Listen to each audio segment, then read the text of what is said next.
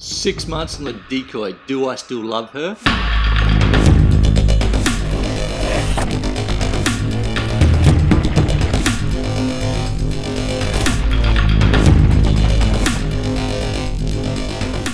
Riders, welcome back to the channel, and today is all about the Decoy, the duck. I've been riding her for 6 months, and what do I think? First of all, I'd like to say that anyone that's riding an e-bike for the first time, it's gonna take time to get used to this bike. It was 4 months before I really felt at home on the duck. I mean, now I'm riding it like my only bike. In actual fact, it is my only bike. I had my Banshee Phantom sitting downstairs in the garage for the last 4 months, and I haven't touched her. So last week I sold the Banshee, and I love the Banshee, but to be honest, I wanted to free up some money and some space. I'm feeling faster on the Decoy than any other bike I've ridden. The bike is so planted with its weight, and I don't feel like in the corners and the jumps and the really steep technical stuff, I don't feel held back by this bike at all. It is a beast, and I was worried I wouldn't get used to the weight, but now, granted I've made myself not ride any other bike, but I'm so used to the weight now, it just feels normal. Would I buy the Decoy again? Bloody oath. In my opinion, it's one of the best e-enduro mountain bikes on the market for the money. Regrets. My first regret for the Decoy is not getting a good frame protector from day one. I've got a few scratches on my bike, on my frame. I did use the All Mountain Star XL, and it's very good, but it doesn't cover all the frame. If I was doing it again, day one, I would be getting Invisiframe. I think it's from the UK. It's about €100, and it does take about 5 hours to install, which should put me off. But these are expensive bikes, and that is my biggest regret, not doing that. And the other regret, look, I wasn't 100% sure about e-bikes, so I wanted to test the water, so I went for the base. But if I had my time again, I would have gone for the Pro Race. Just because, you know, these upgrades are more personal that I'm doing, and, you know, some are needed, but out of the box, dollar for dollar, you cannot beat the Pro Race. Kashima X2 float in the rear, 36 up front. The only thing I'd probably be changing on the Pro Race would be the brakes and the wheels, but I think you could sell the brakes and sell the wheels and you'd come out around even. So what upgrades have I done, and how much has the bike cost me overall? It has been a question that's been asked, so let's get into it. The first upgrade out of the box was the brakes. I am not a massive fan of SRAM code brakes or Guidos. They're just, for me, they're kind of a bit squishy, and there's a lot of play before you actually brake.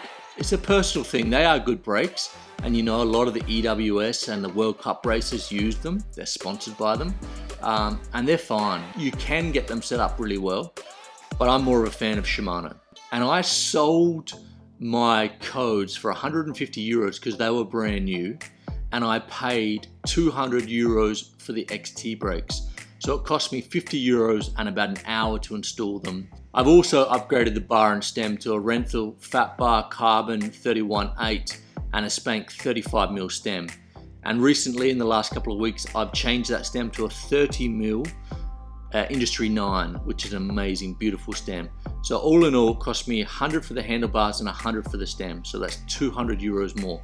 But that is an upgrade that is not necessary. I also changed the rear tire to a Michelin Wild Enduro the second week after riding the bike, because the EXO casing with the DHR on the back, 2.8 really wasn't a go. I got a few punches in the first ride and destroyed it on the second ride.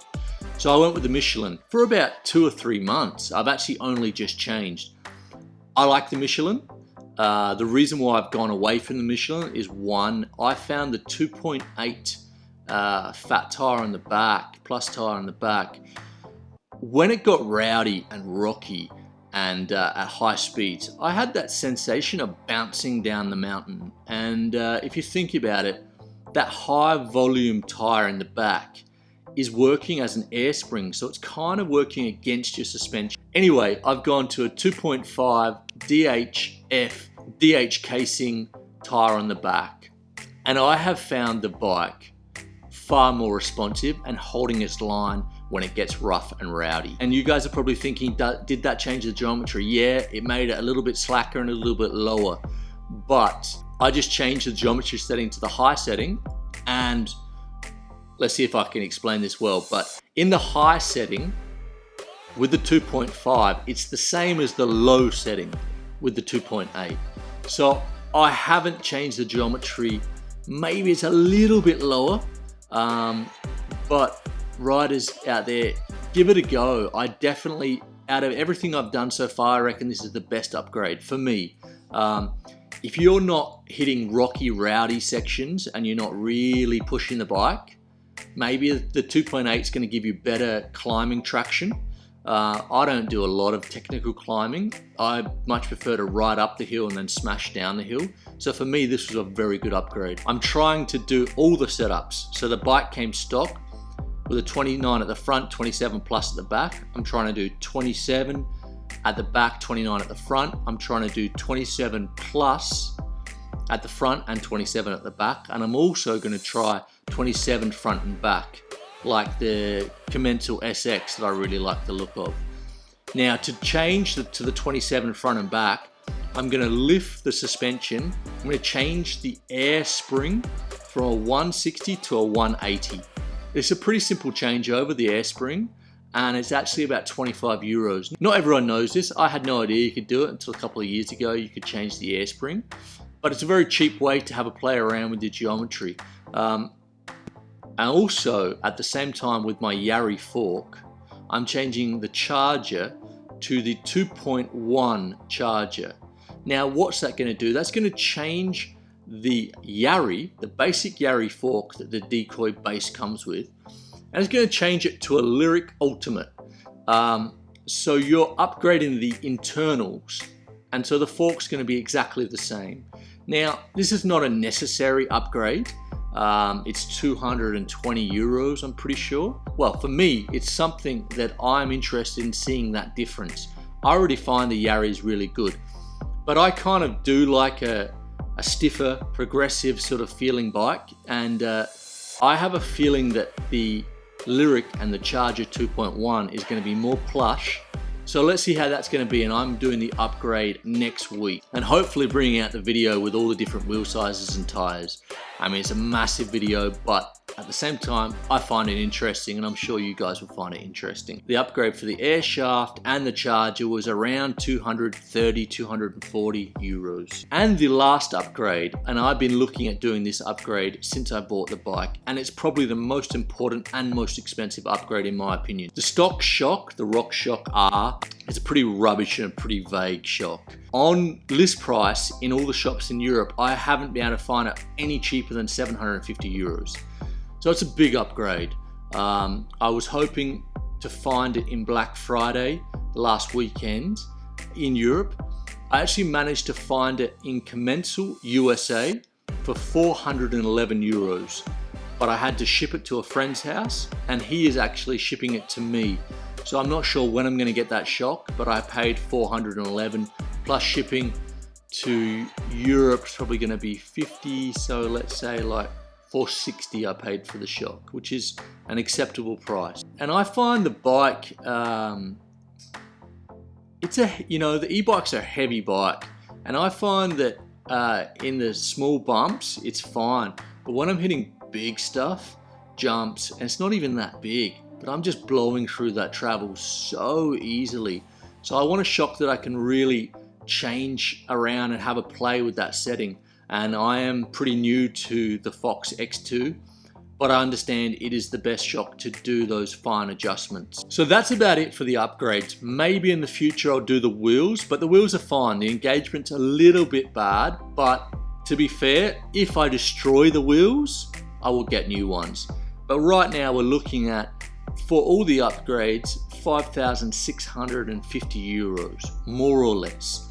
So pretty much the same price as the next model up. And in my opinion, it's a far better bike, but it has been a lot more work to find all those parts. What about the bad? Okay, the bad riders for all e-bike riders. I'm going to Australia in 5 weeks and I'd love to take my duck, but I can't fly with the battery.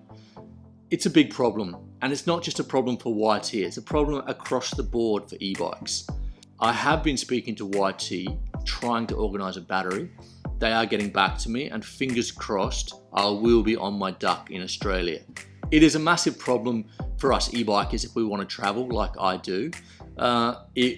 If a bike company like Specialized, like Commensal, maybe YT could get in on it, if somebody did, or even the manufacturers of the batteries got in to do some type of rental service. I don't want the battery for free, but if I could rent a battery for, I don't know, 50 euros a week or whatever, that would be an amazing bonus, and that would definitely change my opinion on what bike I was going to buy. Because if I knew I could get a battery in France easily, or going to England easily, or going to Madeira, I would definitely be thinking about buying that particular bike. Okay, riders, anyone that's looking at the Decoy would have noticed that on Black Friday we had a massive price drop on the Decoy, 600 euros across the line from the pro race to the base.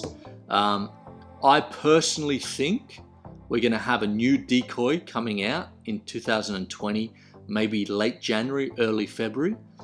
And I think they're going to be pretty similar. I think in the top model, the pro race, we're gonna be around 6,600, 7,000, and maybe they're going to drop the carbon wheels, and you're definitely going to see a 700 watt battery. With the pro, we might see a 700 watt battery, but I don't think we will. I think they'll hold that for their top spec. I think it's going to be a very similar spec bike with a very similar price line. And the base, I personally think YT are a smart company and they've probably listened to people complaining about the rear shock. I think you might see a price rise to 4.8 with a better shock, but that's just my thinking. Now, are you better off going now, because you can get that bike right now, they're all in stock, buying the 2019 Decoy or waiting for the 220? My opinion, I would go for the 2019. I don't think we're going to see a massive change. We are going to get a bigger battery, but also YT have said that anyone that does own the Decoy will be offered discount prices on the battery, on the 700. And look, I want to know more about that 700 watt battery. If it's going to be a kilo and a half heavier than the 540, look, I'm not really that interested. I haven't found the 540 to be a problem, but I'm typically a rider that likes to ride 2 or 3 hours. So I would go for the 2019. It's a steal at a 600 euro discount across the line. And then if you want to buy the new battery, I reckon the 700 watt battery is going to be 5, 6, 7, 800 euros, around there. And then, you know, you've got 2 batteries. So that's, in my opinion, that's a great deal. Riders, thanks again for watching. Thanks again for all the support. Please hit that subscribe button, hit that like button. It's very good for the algorithms. And if you would like to see my unboxing video or my 3-month review on the Decoy, hit the icons just here and here. And riders, enjoy the weekend. Go out and hit some sick trails, and I will see you next week.